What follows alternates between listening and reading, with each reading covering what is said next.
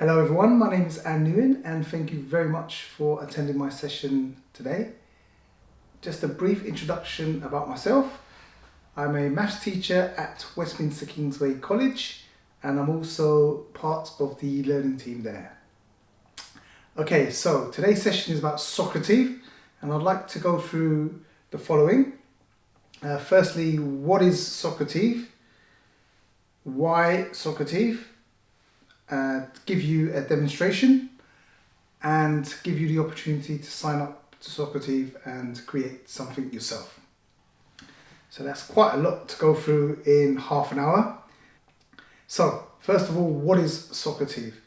Socrative is a cloud-based student response system, and the best way to describe it is like if you've seen Who Wants to Be a Millionaire, they've got those clickers with multiple choice options, and so that is a group response system, if you like. Obviously nowadays with mobile phones things have become a lot more powerful and cheap, and companies like Socrative have developed cloud-based student response systems, i.e. internet based. So you don't need to download any software, everything is hosted online, and essentially that's what it is. And the best way for you to understand the Socrative experience is through, firstly, there are two sides to it. Firstly, the student experience, which I'd like to give you a demonstration now.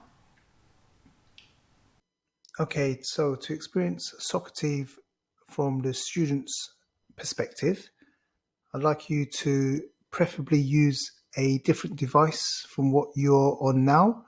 So if you're on a laptop or a PC, if you could use your mobile phone.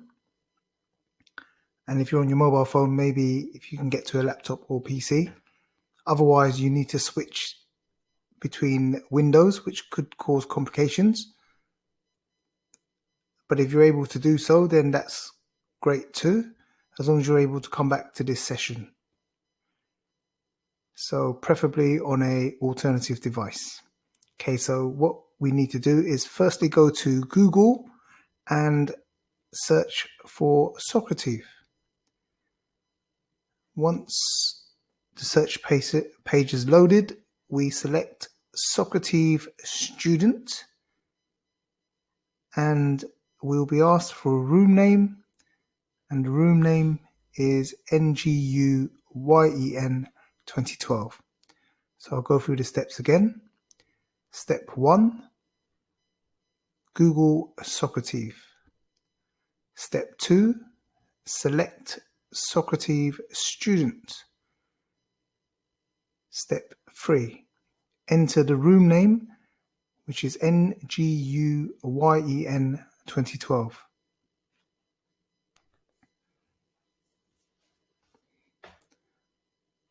Now, I'm going to give you 4 minutes for this.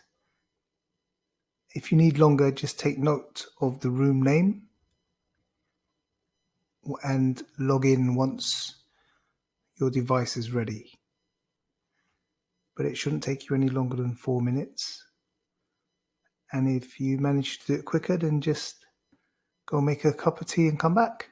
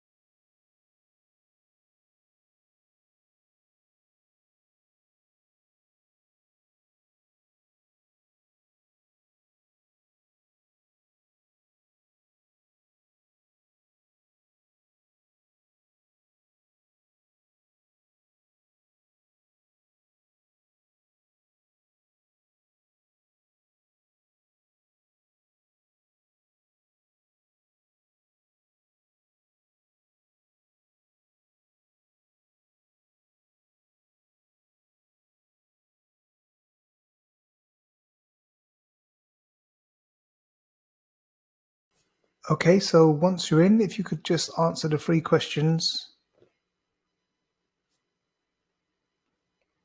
And now you've experienced what it's like to log into Socrative as a student. And it's that straightforward. All you need is the room name.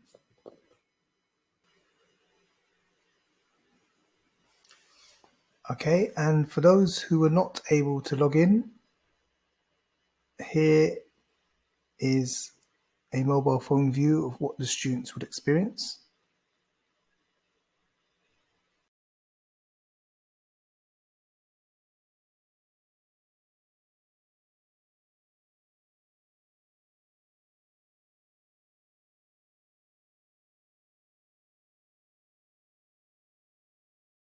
Okay, so you've seen how easy it is to log in. Now I'd like to give you a demonstration from the teacher's perspective. How do we set up a quiz, create one, and share it with our students? So firstly, we can just go to Google and search for Socrative. And if we click on Socrative Home, we could sign up for free. Now, when you sign up, I would suggest you use your college email address so that you don't forget it. But I've already signed up, so I'm just gonna log in. And when you click on sign up for free, it's as easy as opening an email account. So I don't really need to go through the steps there. You can all do that yourself.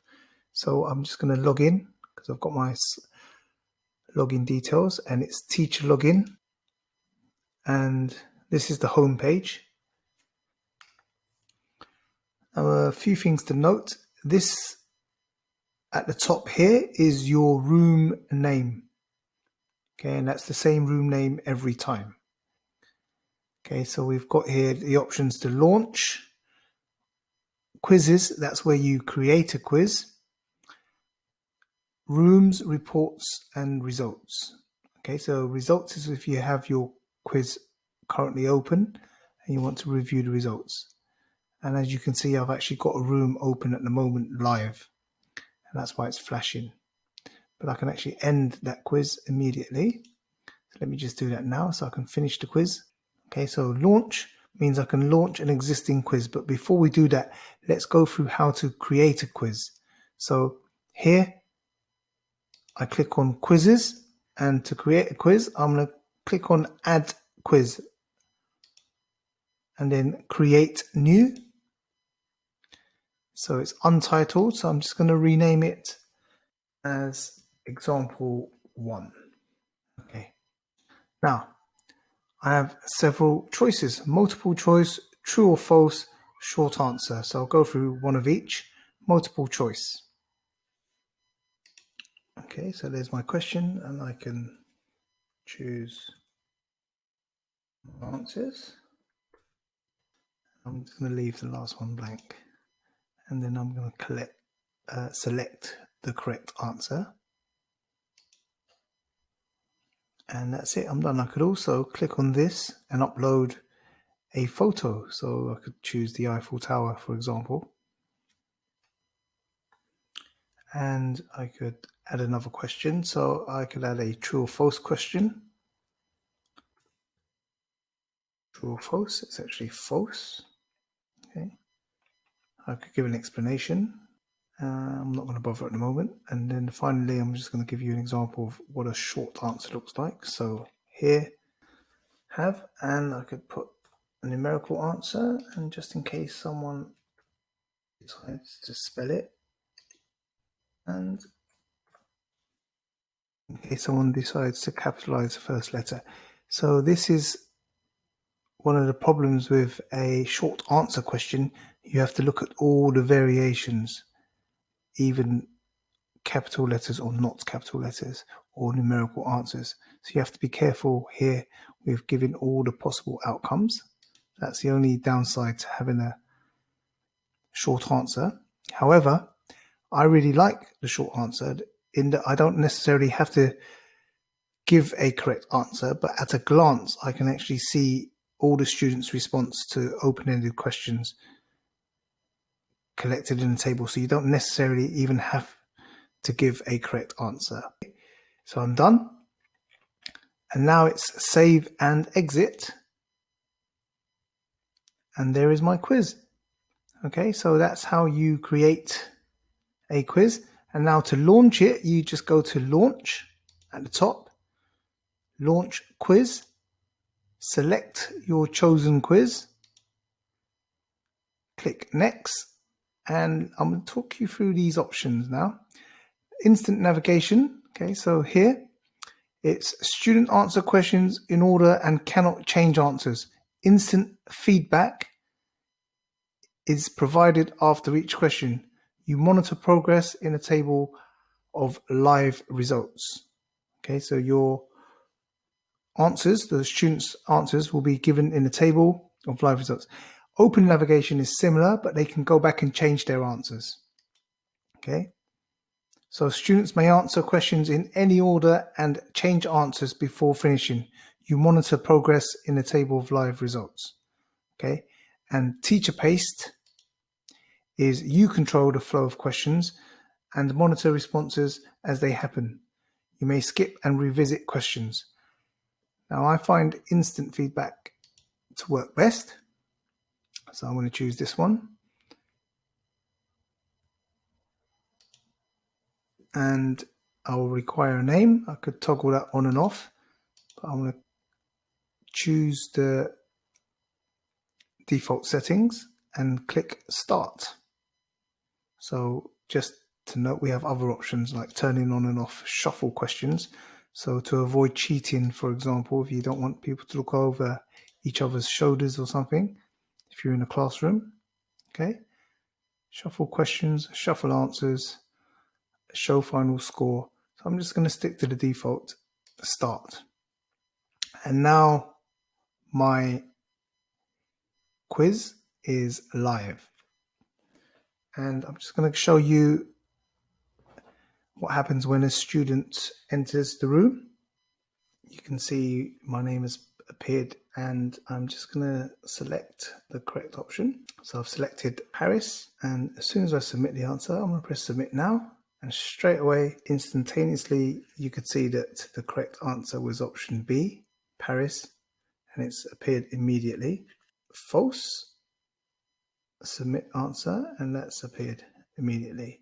And immediately you could see that there's the wrong answer. So it's very quick. And supposing another student joins, so at the moment it's only me, supposing John Smith decides to join, there he is.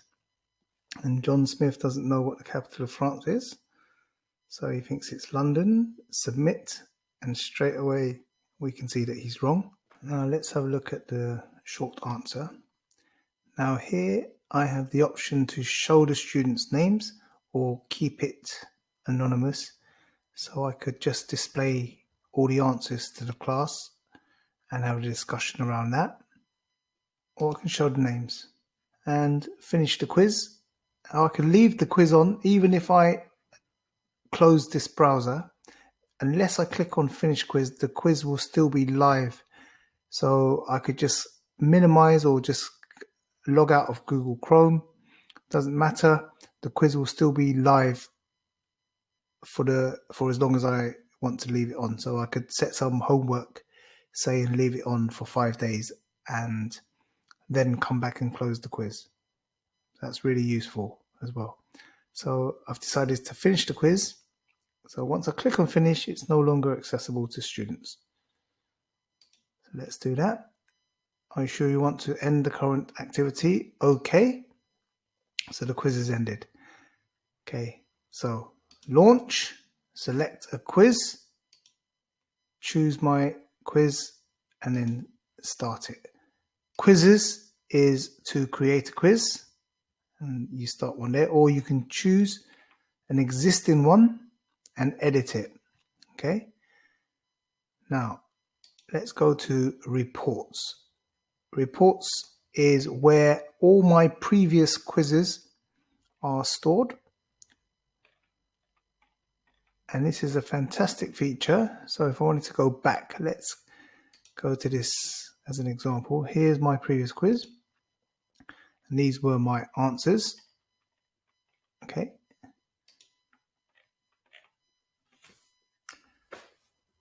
So I can toggle on and off show answers. I can toggle on and off names. Okay, so that's under reports. Now if I click on that button on the right, what I could do, this is a really fantastic feature, is to create a report as a whole class Excel spreadsheet and just download it, or individual students PDFs, or question specific PDF. So I like it in a table format. So here I just click on download Excel and it's downloading my report, and there it is. It pops up and I can just open it and I have an Excel spreadsheet.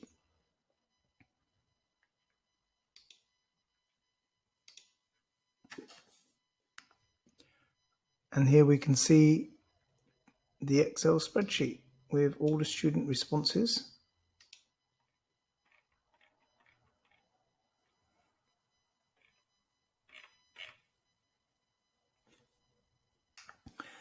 Now, Rooms is a premium feature, so I won't go into that, but if you were to upgrade to Socrative Pro, you could have more than one room.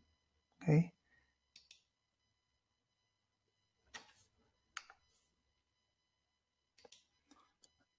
So if we notice here, we don't have a live quiz because I've just ended it. I cannot click on the results because there's no results. Okay, so but once I've launched a quiz, then I can click on results to see the results there.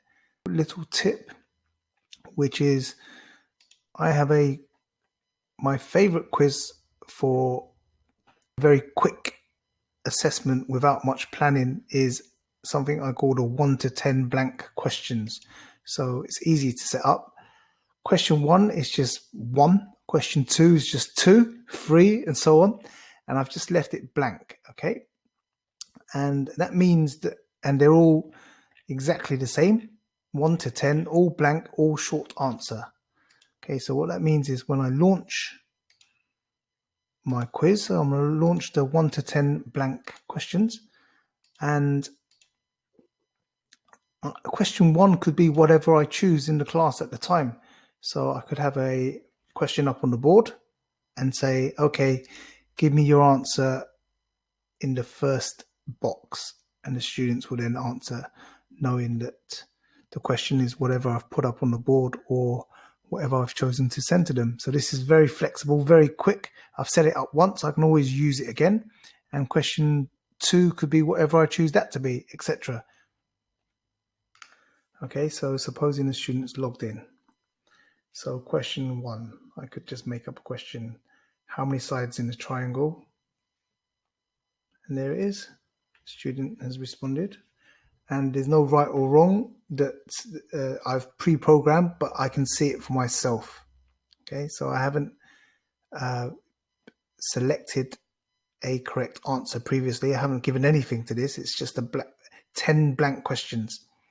Okay. And in the second box, I could choose another question. What is the square root of 25? And then the student has submitted the answer and it comes up immediately. Okay. So I've just submitted that as a student. Now I can see it from the teacher's perspective. Okay, so you've got an idea. And I actually found this particular quiz just very simple to set up because I've already set it up and I could reuse it every time. I don't have to do much planning. If I need a quick way to assess the students' learning in the lesson, I just open this up and they all know the room number, and these questions are open to whatever I decide. And I'd just like to emphasize a few things about this. From the teacher's perspective, what the student puts on the phone, as soon as the student clicks to submit the answer, the teacher will immediately see the answer in real time. There's literally no delay, it's instantaneous. Okay, so why should we use Socrative? for the same reasons we would use questioning in class, and that's to develop interest and motivate students to become actively involved in lessons, to develop critical thinking skills, to review learning, to stimulate students to pursue knowledge on their own and ask their own questions. So that's sort of generally why we would ask questions, but what about asking questions using Socrative? Well, some of the advantages, if you like, of using Socrative is that although it has similar goals to just questioning in general, okay, it's anonymous, so to peers that is. So if you have a shy student who's not used to raising their hand, then they could feel quite safe to do so using Socrative. So yeah, like every student has a voice, the loud ones and the shy ones. Forced wait time, which I find particularly useful, and what that means is apparently students take about 4 to 5 seconds to process information, and quite often teachers don't like the uncomfortable silence.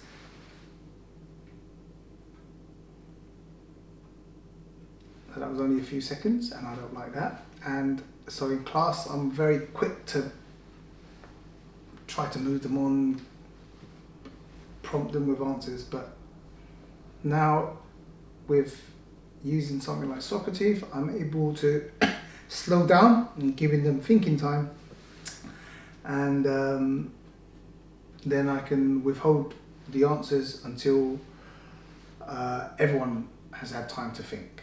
So that's very useful.